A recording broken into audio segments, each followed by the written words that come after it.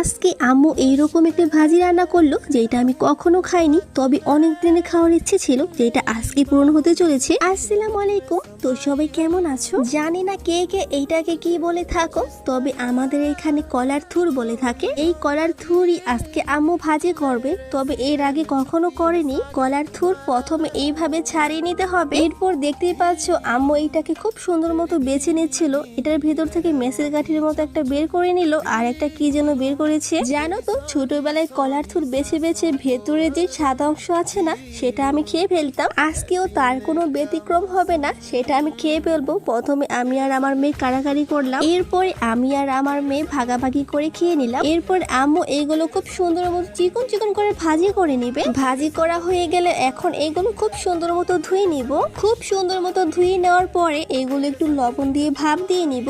আমি এগুলো ভাপ দিয়ে নিয়েছি, আর এগুলো ভাপ দেওয়া হয়েও গিয়েছে। এখন আম্মু এটা বাগার দিয়ে নিবে। বাগার দেওয়ার জন্য প্রথমে কড়াইতে একটু তেল আর শুকনা মরিচ, পেঁয়াজ এগুলো দিয়ে দিল। পেঁয়াজটা খুব সুন্দর মতো ভাজা ভাজা হয়ে গেলে এখানে একটা ডিম, মরিচের গুঁড়া আর লবণ দিয়ে নিবে। তারপরে কাঁচা মরিচ দিয়ে খুব সুন্দর মতো ভেজে নিয়ে এখানে কলার থুরটা দিয়ে দিবে। এরপরে আরো কিছুটা পেঁয়াজ দিয়ে দিল। পেঁয়াজটা দিয়ে আরো অনেকক্ষণ রান্না করে নিবে, মানে এই ভাজিটা খুব সুন্দর মতো ভাজা ভাজা করে নিয়ে ভাজিটা হয়ে এসেছে। এখন এখানে ধনেপাতা দিয়ে দিবে। এই তো হয়ে গেল কলার থুরের ভাজি। প্রথমে ভেবেছিলাম এটা খেতে ভালো হবে না, তবে হ্যাঁ, এটা মাশাআল্লাহ খুব মজা হয়েছিল। ভালো লেগে থাকলে অবশ্যই কমেন্ট করে জানাবে, আর না লাগলেও কমেন্ট করবে। আজকের মতো এই পর্যন্ত, আল্লাহ হাফেজ।